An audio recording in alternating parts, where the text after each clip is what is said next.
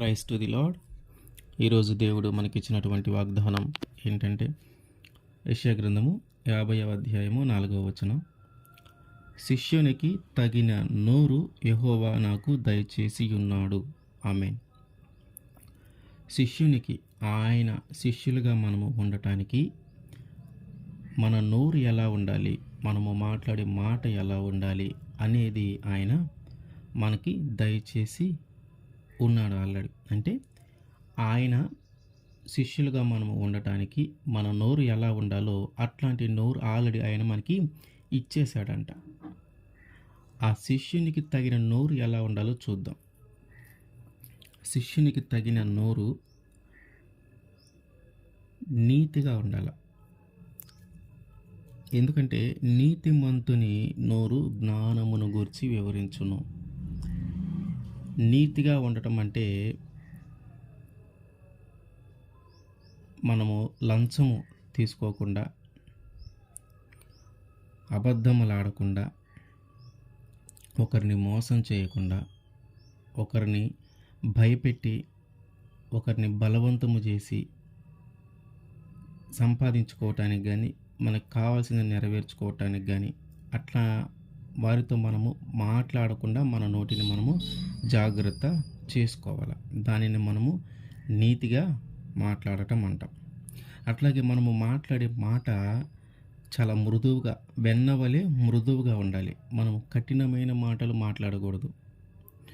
మనము మాట్లాడే మాటను బట్టి ఒక జీవితము మారాల.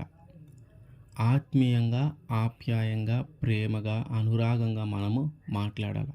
మనము మాట్లాడే మాటలను బట్టి ఒక కుటుంబము కట్టబడాలి. మనము మాట్లాడే మాటలను బట్టి ఒక ఆత్మ బలపడాలి. అంత మృదువుగా మనము మాట్లాడాలి. మనం ఉపయోగించేటటువంటి భాష కూడా చాలా మంచి భాషను ఉపయోగించాలి. ఆ భాషను, ఆ మాట తీరును బట్టి వారి యొక్క ప్రవర్తనను మార్చుకోవాలి. వారి యొక్క ఆత్మను వారు ఇంకా బలపరుచుకోవాలి.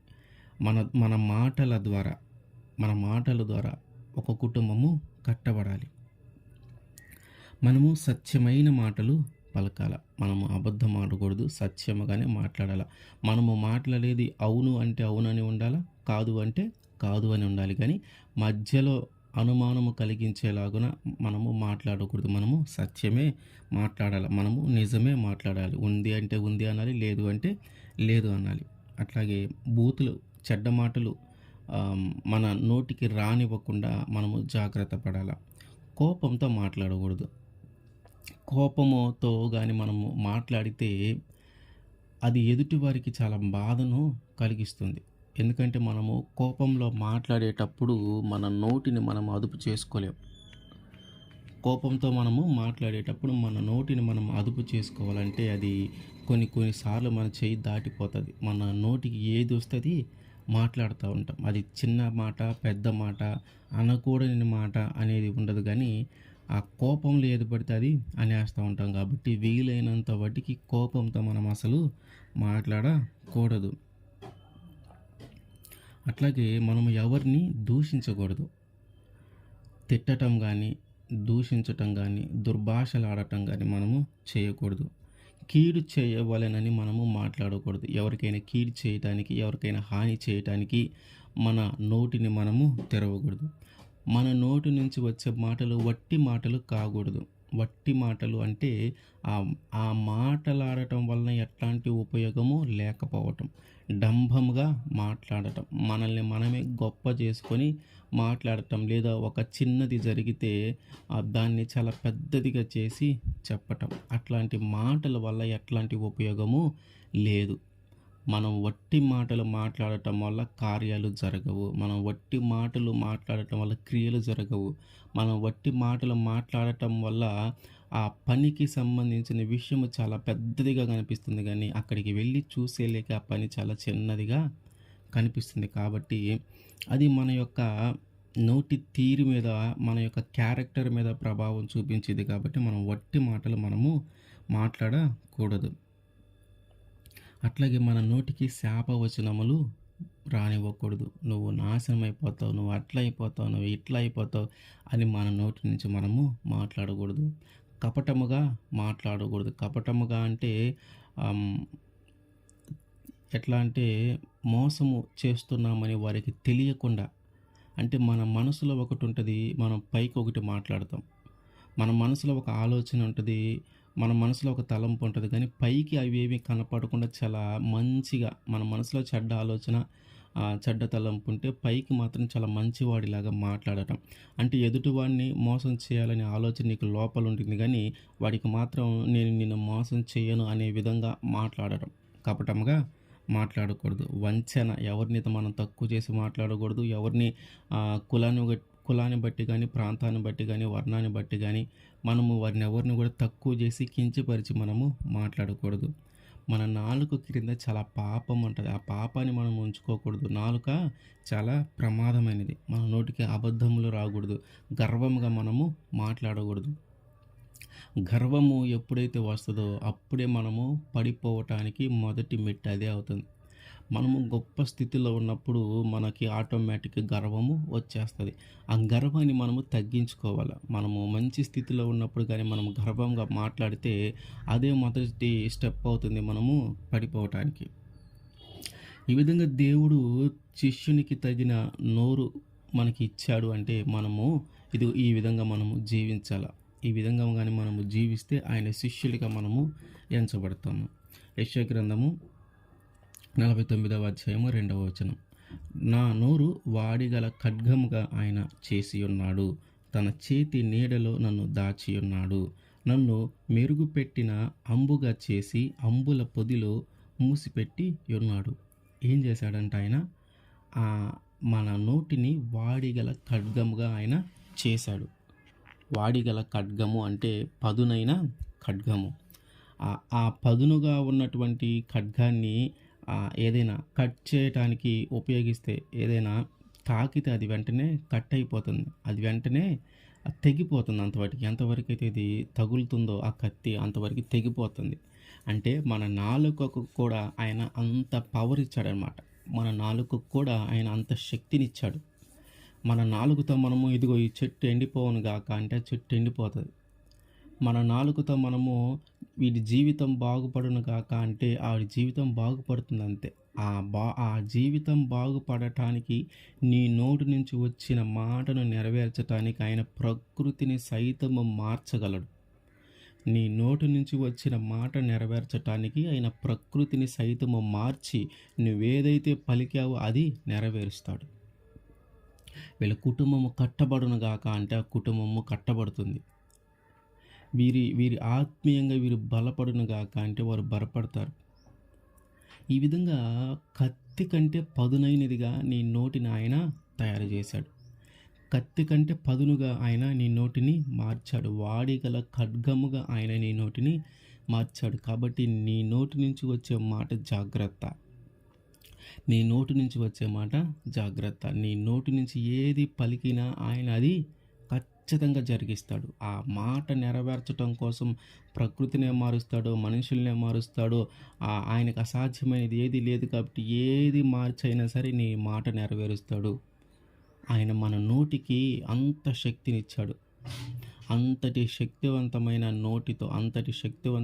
నోటితో మనము చాలా జాగ్రత్తగా పొదుపుగా మాట్లాడాలి. పొరపాటున ఎవరినైనా నువ్వు నాశనమైపోతావని కానీ, పొరపాటున నీ జీవితంలో జరగదు పో అని అన్నావా, ఆయన వాడిగల ఖడ్గముగా చేసిన నోరు ఏదైతే ఉందో ఆ నోటి నుంచి వచ్చే శాపవచనములు కూడా నెరవేరుతాయి. ఆ నోటి నుంచి వచ్చే మాటలన్నీ నెరవేరుతాయి. ఒక పొరపాటున ఆశీర్వదించబడి వాడిగల ఖడ్గముగా మార్చబడినటువంటి సేవకుడు కానీ ఎవరైనా సరే ఆ మాట మాట్లాడితే అది ఖచ్చితంగా దేవుడు నెరవేరుస్తాడు. వారి నోటి నుంచి ఎప్పుడు కూడా మనము కోపము పుట్టించేలాగా వారితో మనము మాట్లాడకూడదు. ఆ దేవుడి చేత ఆశీర్వదింపబడిన వారు ఎవరైతే ఉన్నారో, వాడిగల ఖడ్గముగా వారి నోటిని మార్చిన వారు ఎవరైతే ఉన్నారో, వారితో మనం చాలా జాగ్రత్తగా వ్యవహరించాలా. వారిని చాలా గౌరవించాలా. వారు కోపంతో ఒక మాట అంటే, ఆ మాట దేవుడు ఖచ్చితంగా మన జీవితంలో జరిగిస్తాడు. అట్లా వాళ్ళు ప్రేమతో, సంతోషంతో వారు మనల్ని ఆశీర్వదిస్తే, ఆ ఆశీర్వాదం కూడా దేవుడు జరిగిస్తాడు. అయితే మరి ఆయన వాడిగల ఖడ్గముగా మన నోటిని మార్చాను అంటున్నాడు. మరి దానిని పొందుకోగలిగిన స్థితిలో మనము ఉన్నామా? ఆయన వాడిగల ఖడ్గముగా మన నాలుకను మార్చాను అంటున్నాడు. మరి దానిని పొందుకోగలిగిన స్థితిలో మనము ఉన్నామా? మన నోటిని మనం ఎలా ఉపయోగిస్తూ ఉన్నాం? మన నోటితో మనము ఏమి మాట్లాడుతూ ఉన్నాం? మన నోటితో మనం ఎట్లాంటి కార్యాలు చేస్తూ ఉన్నాం? ఒక్కసారి మనల్ని మనము జ్ఞాపకం చేసుకోవాలి. మన గురించి మనము ఆలోచించుకోవాలి. మన నోటితో మనం ఎట్లాంటి పనులు చేస్తూ ఉన్నామో, మరి ఆయనేమో మన నోటిని వాడిగల ఖడ్గంగా చేస్తానన్నాడు, చేస్తూ ఉన్నాడు. ఆయన వాడిగల ఖడ్గంగా చేస్తూ ఉన్నాడు. మరి దానిని పొందుకోవటానికి మనము ఎట్లాంటి పరిస్థితిలో ఉన్నాము? ఆ వాడిగల ఖడ్గంగా అంటే మన నోటి నుంచి ఏది మాట్లాడినా అది జరిగిస్తాడు దేవుడు. మన నోటి నుంచి ఏది మాట్లాడినా అది జరుగుతుంది. మరి అంతటి శక్తిని మనము పొందుకోవాలంటే, మన నోటి ద్వారా అంతటి అద్భుతమైన కార్యాలు మనము జరిగించాలంటే, ఆయన మన నోటిని వాడిగల ఖడ్గంగా మార్చాలంటే మనం ఎలా ఉన్నాం? మనం ఎట్లాంటి స్థితిలో ఉన్నాం? ఆయన ఇచ్చినటువంటి ఆ ఆశీర్వాదాన్ని, ఆయన ఇచ్చినటువంటి ఆ మేలును మనం పొందుకోగలమా? వాడిగల ఖడ్గముగా ఆయన మనల్ని చేస్తే, మన నోటిని చేస్తే, మనము దాన్ని పొందుకోగలిగే స్థితిలో మనం ఉన్నామా? లేమా? మనల్ని మనం ఆలోచించుకోవాలి. ఏ స్థితిలో ఉన్నావో, ఆ పాపము చేసిన స్థితిలో ఉన్న, ఆ ఆశీర్వాదాన్ని, ఆ మేలును పొందుకోలేనటువంటి స్థితిలో ఉన్న, ఇదిగో దేవుడి దగ్గరికి వచ్చి మొరపెట్టు. అయ్యా, నేను ఈ పాపంలో పడిపోయి ఉన్నాను. అయ్యా, నేను ఈ తప్పు చేసి ఉన్నాను, నన్ను క్షమించు. నేను ఈ పాపం చేసి ఉన్నాను, నన్ను క్షమించు. ఇదిగో నా నోటిని కూడా పరిశుద్ధపరచయ్యా. ఇదిగో నా నోటిని పరిశుద్ధపరచయ్యా అని మనము ఆయన్ని అడగాల.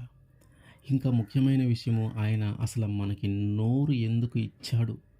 మన నోటిని ఎందుకు ఆయన పరిశుద్ధపరుస్తూ ఉన్నాడంటే, మన నోరు ఆయన్ని స్తుతించటానికి.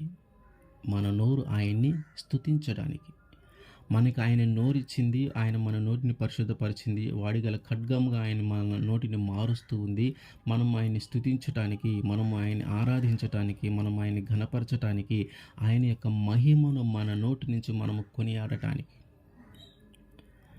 మనం ఆయన్ని స్తుతించాలి మన నోటితో, మనం ఆయన్ని ఆరాధించాలి మన నోటితో, మనం ఆయన్ని ఘనపరచాలి మన నోటితో, ఆయన్ని మనము మహిమపరచాలి మన నోటితో. ఆయన చేసినటువంటి మేలులన్నిటిని మనము మన నోటితో ప్రకటించాలి.